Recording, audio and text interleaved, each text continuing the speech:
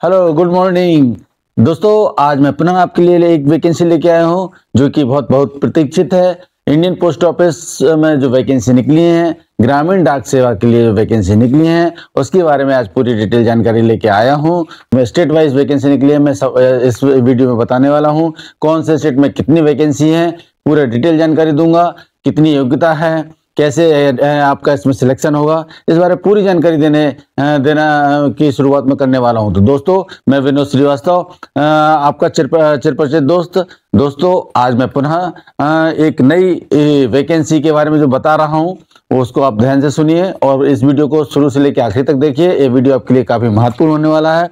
और दोस्तों, सबसे बड़ी बात यह है कि इसमें सिर्फ और सिर्फ 10वीं क्लास पास स्टूडेंट्स भी सरकारी जॉब पा सकता है।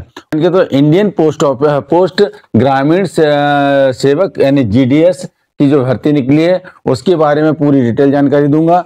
साथ में ये जानकारी देने वाला हूं कि इसमें कितने पद हैं। तो सबसे पहले मैं आपको बता दूं कि ग्रामीण डाक सेवक GDS की जो भर्ती है, इसमें टोटल 21,413 पदों की वैकेंसी निकली है। और 21,413 पद हैं, उसके लिए सिर्फ और सिर्फ 10th क्लास पास, जिसके लिए जो क्वालिफिकेशन है 10th क्लास यानी हाई स्कूल पास होनी चाहिए। वो भी मैथमेटिक्स और इंग्लिश आपको सब्जेक्ट में पास होना आवश्यक है। और साथ में इसके बारे में और जानकारी देता हूं। तो इसके बारे में आपको इसमें फॉर्म भरना आज से शुरू हो गए हैं और फॉर्म भरने की अंतिम तिथि है वो 3 मार्च। फॉर्म भरने की अंतिम तिथि है 3 मार्च 2025 की। फीस है वो जनरल और OBC वालों के लिए 100 रुपए है। SC ST और फिजिकल हैंडीक्राफ्ट के लिए कोई फीस नहीं है। और सबसे बड़ी बात है, इसमें जो महिला आवेदक है उनको लिए भी कोई फीस नहीं है। इसमें जो कम से कम आवेदक की आयु होनी चाहिए 18 वर्ष होनी चाहिए और आवेदक की अधिकतम आयु 40 वर्ष होनी चाहिए। और इसमें जो एज रिलैक्सेशन है वो सरकारी नियम अनुसार मेल फीमेल दोनों को मिलेगा। यदि अभी तक आप मेरे चैनल पर नए हैं और पहली बार मेरे चैनल पर विजिट किया है, तो आपसे अनुरोध है कि मेरे चैनल को सब्सक्राइब करें, बेल आइकन के बटन को दबाएं, जिससे आपको मेरे द्वारा जो भी नया वीडियो है, जो भी इंफॉर्मेशन डाली जाएगी, उसके तुरंत नोटिफिकेशन आपको प्राप्त हो सके। और अधिक मेरी प्रीमियम सर्विस के लिए आप मेरे चैनल से जुड़ सकते हैं, उसकी सदस्यता ले सकते हैं, जिसके लिए आपके पास ऑलरेडी ऑप्शन मिल रहा है। दोस्तों, मेरा चैनल जो है वो जो YouTube का पार्टनर चैनल है, जिसमें सिर्फ और सिर्फ एथेंटिक जानकारी दी जाती है, किसी तरह की कोई भ्रामक जानकारी नहीं दी जाती। जब तक कि सरकार द्वारा प्रॉपर गाइडलाइन जारी नहीं की जाती और प्रॉपर नोटिफिकेशन जारी नहीं किया जाता, तब तक मैं बेवजह की जानकारियां अपनी PRP बढ़ाने के TRP बढ़ाने के लिए या अपनी लाइक्स और व्यू बढ़ाने के लिए नहीं करता। क्योंकि मैं जानता हूं कि मेरे जो दोस्त हैं, मेरे जो स्टूडेंट्स हैं, उनका टाइम बहुत कीमती है और उन्हें बेवजह मैं मिसगाइड नहीं करता। दोस्तों, मेरे चैनल पर आप पूर्ण विश्वास कर सकते हैं। मेरे द्वारा जो भी शब्द बोला जा रहा है वो पूर्णतः नियम अनुसार बिल्कुल सही है और इसमें कहीं भी किसी भी तरह की कोई false जानकारी मेरे द्वारा नहीं दी जाती। तो दोस्तों, अब मैं आपको बताता हूं कि जो इसके लिए आपको क्या क्या तैयारी करनी है जब फॉर्म भरेंगे, क्योंकि ये पूरे फॉर्म जो हैं पूरे ऑनलाइन भरे जाएंगे। और ये जो फॉर्म भरे जाएंगे उसके लिए मैं एक समरी आपको बता देता हूं कि जो 10 फरवरी 2025 से फॉर्म भरना स्टार्ट हो गए हैं और फॉर्म भरने की अंतिम तिथि 3 मार्च 2025 है। और जब कैंडिडेट फॉर्म भरना शुरू करें तो आप पहले से तैयारी क्या करें वो उसके बारे में आपको बता देता हूं। सबसे पहले आप सभी जो भी एलिजिबिलिटी आपकी योग्यता, eligibility, ID proof, address detail, basic detail, इनकी पूरी डिटेल जानकारी आप अपने पास अपने मोबाइल या लैपटॉप में रखें। और फिर उसके बाद इन सभी डॉक्यूमेंट को स्कैन करके आप निर्धारित KB में जो भी नोटिफिकेशन में जारी किया गया उसके हिसाब से आपको उसी साइज में बना के आपसे PDF में आप सेव करके रखें। और उसके बाद जब आप फॉर्म भरना शुरू करें तो जहां भी आपको जो भी डॉक्यूमेंट्स को अपलोड करना है वो अपलोड करें और फिर फाइनल सबमिट बटन दबा के आप उसका एक प्रिंट आउट लेना ना भूलें।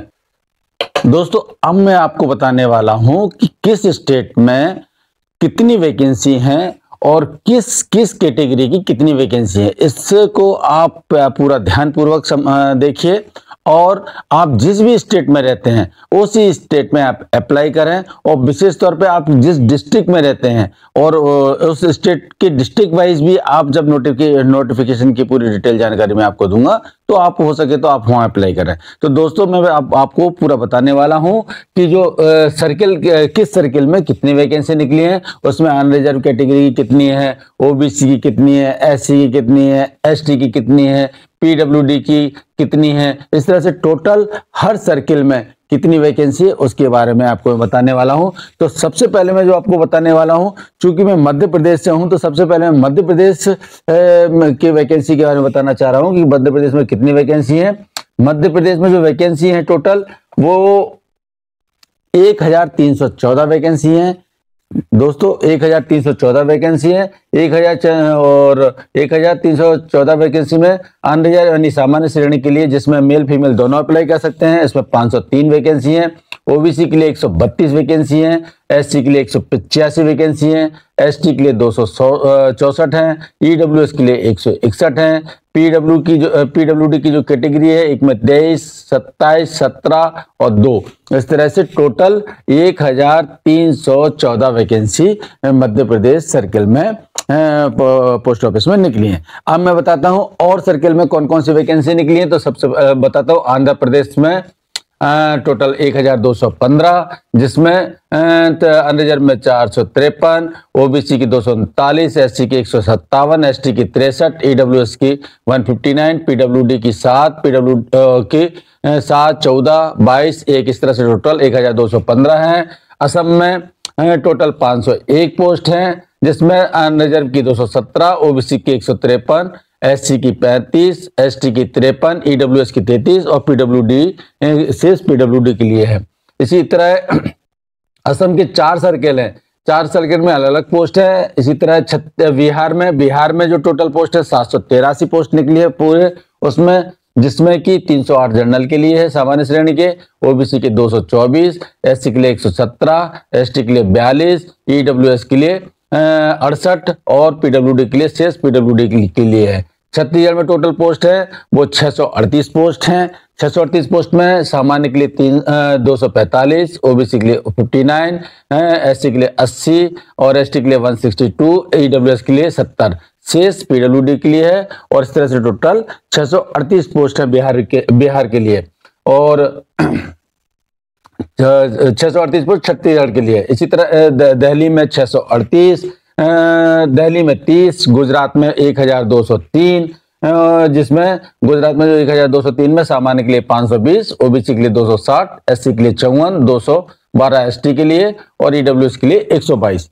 और इसी तरह हरियाणा में 82, हिमाचल प्रदेश में 331, जम्मू कश्मीर में 255, झारखंड में 822, कर्नाटका में 1135, केरला में 1385 और महाराष्ट्र में 25, महाराष्ट्र में जो दूसरे सर्किल है उसमें 1473, नॉर्थ ईस्टर्न में जो है वो 118 है। नॉर्थ ईस्टर्न की जो 6 क्षेत्र हैं उसमें 118, 587, 66, 117, 301, 71 है। उड़ीसा में 1101 पद हैं। उड़ीसा में 1101 जो पद हैं उसमें सामान्य के लिए 478, तो ओबीसी के लिए 115, एससी के लिए 163, एसटी के लिए 234, ईडब्ल्यूएस की 96, इस तरह से 1101 पद हैं। पंजाब में एक सर्किल में 8 है, दूसरे सर्किल में 392 है। तमिलनाडु में सबसे ज्यादा पोस्ट है, तमिलनाडु में 2292 पोस्ट हैं। और उत्तर प्रदेश में 3004 पद हैं। और उत्तर प्रदेश में जो 3004 पद हैं उसमें 1374 पद सामान्य श्रेणी के लिए, 789 पद तो ओबीसी के लिए, 554 पद एससी के लिए, 28 पद एसटी के लिए, 223 पद ईडब्ल्यूएस के लिए, इस तरह से टोटल 3004 पद हैं। और उत्तराखंड में 568 पद हैं, वेस्ट बंगाल में 869 पद है और तेलंगाना में 519 पद है। इस तरह से टोटल सर्किल वाइज जो टोटल 36 सर्किल में टोटल जो 36 सर्किल हैं जिसमें वैकेंसी निकली हैं पोस्ट ऑफिस की ऑल ओवर इंडिया में, उसमें 21,413 पद की वैकेंसी निकली है, जिसमें कि मेल फीमेल दोनों अप्लाई कर सकते हैं। और मेल फीमेल इसमें सबसे बड़ी बात है फीमेल के लिए और SC ST OBC के लिए जो परीक्षा फीस है टोटल 0 है। इस तरह से सभी फीमेल्स के लिए और इस तरह से टोटल मतलब जो टोटल है उसमें सामान्य श्रेणी के लिए 9,735 पद हैं, OBC के लिए 4,164, SC के लिए 2,867, ST के लिए 2,086, EWS के लिए 1,952 और शेष PWD के लिए। इस तरह से मैंने अभी आपको सिलसिलेवार बताया कि टोटल 36 सर्किल में आपकी ऑल ओवर इंडिया की जो टोटल 36 सर्किल में वैकेंसी निकली हैं और इन वैकेंसी के बारे में पूरा विस्तृत बताया। तो दोस्तों आप अपने सर्किल के हिसाब से, आप अपने स्टेट के हिसाब से उसमें आप अप्लाई करें। आप कहीं भी ऑल ओवर इंडिया में अप्लाई कर सकते हैं, लेकिन आप अपने सर्किल में करें तो आपको नौकरी करने में आसानी होगी और आपके घर के पास होगा तो आपको और चीज़ों की सुविधाएं भी मिलेंगी। तो दोस्तों इस तरह से मैंने आपको सिलसिलेवार बताया। मैं आपको बार बार बोल रहा हूँ कि मेरे वीडियो को मैं आप शुरू से लेकर आखिरी तक बने रहिए, इसमें पूरी डिटेल आपको जानकारी देने वाला हूँ दोस्तों। हाँ तो दोस्तों अब मैं जैसे कि मैं आपको पहले ही बोलता रहता हूं कि जब तक कि मैं वो जानकारी नहीं लेके आता हूं जब तक कि पूरा सरकार द्वारा क्लियर ना हो जाए कि हाँ वैकेंसी निकली है। और दूसरे चैनलों के जैसा नहीं कि बेवजह सिर्फ तिल का ताड़ा बनाते हुए आप लोगों को वैकेंसी के बारे में इतनी वैकेंसी निकलने वाली है, यहाँ आने वाली है, वहाँ आने वाली है, इस पोस्ट पर इतनी वैकेंसी है, आप जल्दी फॉर्म भर दो।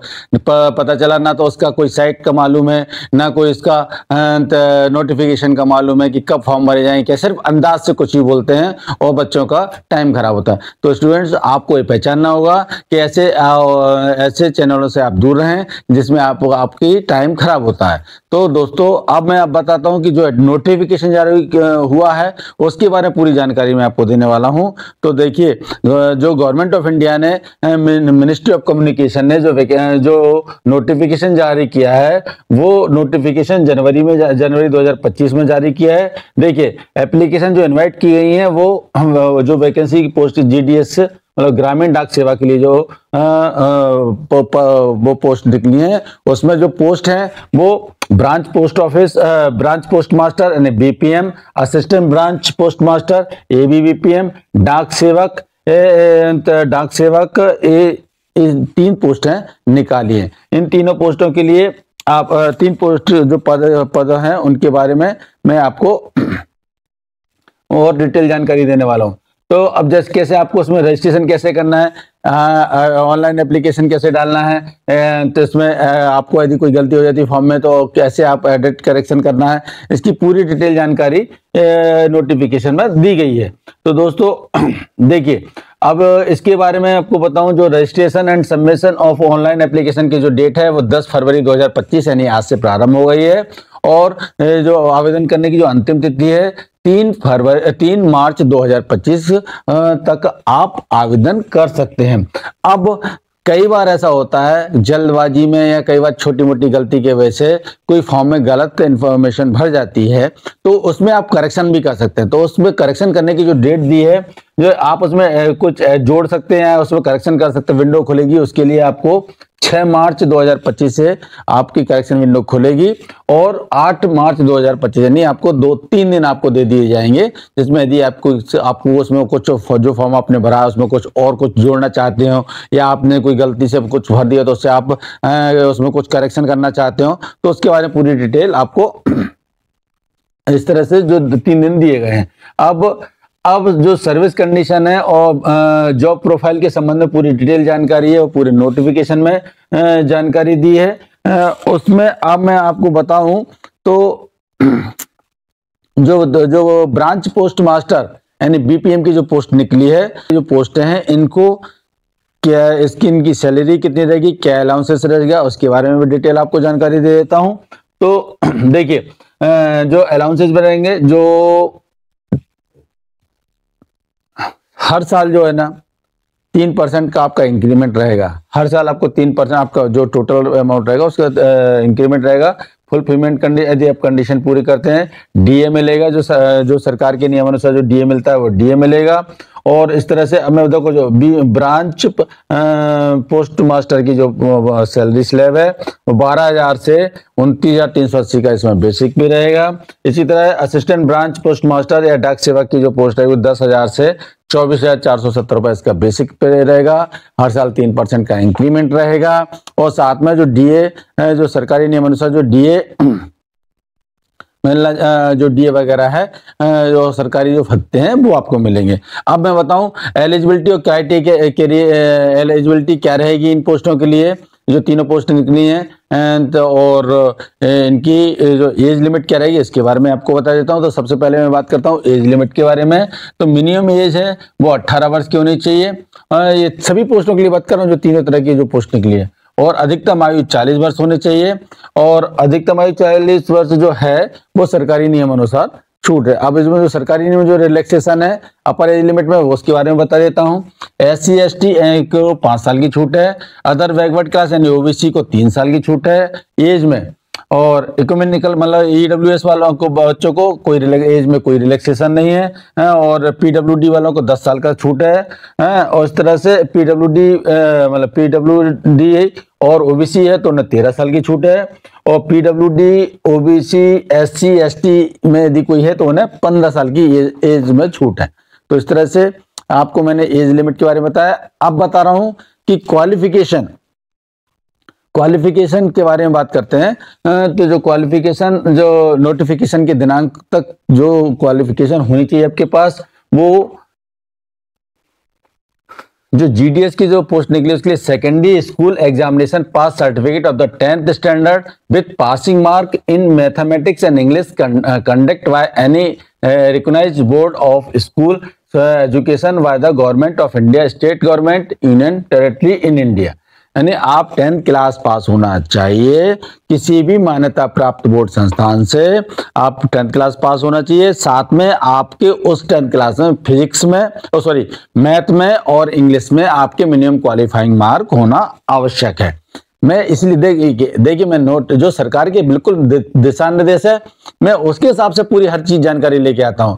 आप इसी क्वालिटी को समझिए। जो इस तरह की बेवजह की फैकलॉजी वाली बात करते हैं और चैनल वाले, जिससे कि यूट्यूब का भी मान खराब होता है, यूट्यूब की भी एक इमेज खराब होती है कि इधर बहुत कचड़ा ज्ञान रहता है। तो दोस्तों आइए आपको समझना होगा, ऐसे लोगों का बहिष्कार करना होगा और ऐसे लोगों से ऐसे चैनल से जुड़ना होगा जो आपको सही जानकारी देते हैं और आपके समय की बर्बादी को रोकते हैं। तो आप देखिए मैं एक एक चीज जो सरकार द्वारा मैं पूरी एक एक चीज जानकारी आपको दे रहा हूं, देखिए उसको, है ना। अब एजुकेशन क्वालिफिकेशन जो मैंने आपको बता दिया। अब उसमें सबसे बड़ी बात मैं आपको इस चीज में और क्लियर कर देता हूं कि आप जिस सर्किल में मतलब जिस क्षेत्र में है वहां की आपको लैंग्वेज, लोकल लैंग्वेज आपको आना जरूरी है। जैसे कि पंजाब में पंजाबी, असम में असमिया, जैसे तेलुगु, आंध्र प्रदेश तेलुगु, है ना, महाराष्ट्र, ये लोकल लैंग्वेज आपको आना आवश्यक है। देखिए the applicant should have studied the local language at least up to 10th standard. यानी उड़ीसा में उड़िया, तो जो 10th लेवल पर आपको लोकल लैंग्वेज पास होना आपका आना चाहिए। ठीक है। स्पेशल प्रोविजन देखिए स्पेशल प्रोविजन फॉर जो एक स्पेशल प्रोविजन रखा है वो अरुणाचल प्रदेश के लिए, वो आप स्पष्ट ध्यान से देखिएगा। और ये जो मिनिमम क्वालिफिकेशन में आपको बताया, जैसे 10th क्लास पास होना चाहिए, वही मैथ और इंग्लिश सब्जेक्ट के साथ मिनिमम क्वालिफिकेशन के साथ में लोकल लैंग्वेज जहां कर आप स्टेट का भर रहे हैं वहां की लोकल लैंग्वेज आपको आना चाहिए। साथ में अदर क्वालिफिकेशन जो होनी चाहिए उसके बारे में बता देता हूं। तो आपको कंप्यूटर का ज्ञान होना चाहिए, है ना, आपको साइकिल चलाना आना चाहिए और आपको वहाँ के जिस क्षेत्र में आप जॉब करेंगे वहाँ की लाइवलीहुड के बारे में पूरी आपको जानकारी होनी चाहिए। ठीक। रिजर्वेशन के बारे में बात करते हैं तो आपको जो रिजर्वेशन होगा, चाहे SC ST PWBD या EWS की जो भी रिजर्वेशन भरना का है, आपको मेरे इस नोटिफिकेशन में फॉर्मेट दिया हुआ है, उसी फॉर्मेट में आपको सर्टिफिकेट बना के सबमिट करना होगा। कैसे अप्लाई करना है, हाउ टू अप्लाई, मतलब अप्लाई कैसे करना है उसके बारे में आपको बता देता हूँ। Application are to be submitted in the online mode only. सिर्फ आपको ऑनलाइन अप्लाई करना है, ऑफलाइन नहीं करना है। आपके ऑफलाइन का कोई उत्तर नहीं दिया जाएगा और हम आपको रिजेक्ट कर दिया जाएगा। और ऑनलाइन आपको किस साइट पर करना है, वो है इंडिया पोस्ट GDS online.gov.in पर जाकर आपको ऑनलाइन एप्लीकेशन फॉर्म भरना है। और कैसे करना है आपको कि सबसे पहले ऑनलाइन उस पर जाके आप अपने आप को रजिस्टर करें। रजिस्टर करने के बाद आप उसमें अपना पूरा डिटेल रजिस्टर करने के बाद आपको एक आईडी मिलेगा, पासवर्ड मिलेगा, उससे आप दोबारा लॉगिन करें। उसमें आपका पूरा आप डिटेल जो भी मांगा गया पूरी डिटेल भरें। आपकी जो भी सर्टिफिकेट हैं, यदि आप किसी सर्टिफिकेट तो पार्टिकुलर सर्टिफिकेट पूरा उसमें अपलोड करें। तो फीस, यदि आप फीस के हैं तो फीस का है तो फीस डिटेल फीस भरें। भरने के बाद आप उसे सबमिट करें और उसका एक प्रिंट आउट लेके रखें। ये है एप्लीकेशन अप्लाई करने का फॉर्म। अब सिलेक्शन प्रोसेस के बारे में बताता हूँ, आपका सिलेक्शन कैसे होगा, सिलेक्शन क्राइटेरिया है क्या। तो सिलेक्शन क्राइटेरिया के बारे में बात करते हैं। सिलेक्शन क्राइटेरिया, तो इसमें जो सिलेक्शन होगा वो टोटल मेरिट बेस पे होगा। ये सिस्टम जनरेटेड मेरिट लिस्ट होगी, इसमें किसी तरह का कोई सोर्स सिफारिश नहीं चलने वाली। तो दोस्तों आप यदि आपकी जितनी अच्छी आपके नंबर होंगे 10th क्लास में, तो उतना अच्छा आपको चांस रहेगा कि आपका इसमें सिलेक्शन हो। The merit list will be prepared of the basic of mark obtain and conversation grade point to mark, मतलब in secondary school examination of 10th standard of recognised board aggregate to percentage the accuracy of the 4 decimal, मतलब 4 decimal तक ही आपकी accuracy निकाली जाएगी। उस हिसाब से merit list बनेगी। जहां पर आपको ग्रेड से जिस बोर्ड में आपको ग्रेड सिस्टम मिला है तो उसमें भी डिसाइड है कि किस ग्रेड पे आपको कितने % मार्क्स आपको मिलेंगे। उसके बारे में मेरे इस पूरे नोटिफिकेशन में आगे पूरा डिटेल दिया है, आप चाहें तो उसे देख सकते हैं। अब उसके बारे में आपको एक बार चलो मैं भी एक बार बता देता हूं। जैसे आपको 10th में A1 ग्रेड मिला है और तो उसके ग्रेड पॉइंट 10 होते हैं, तो उसका जो मल्टीप्लिकेशन फैक्टर 9.5 निकालेंगे। A2 के लिए 9 ग्रेड पॉइंट है तो 9.5 मिलेगा। B1 के लिए 8 है तो 9.5 मिलेगा।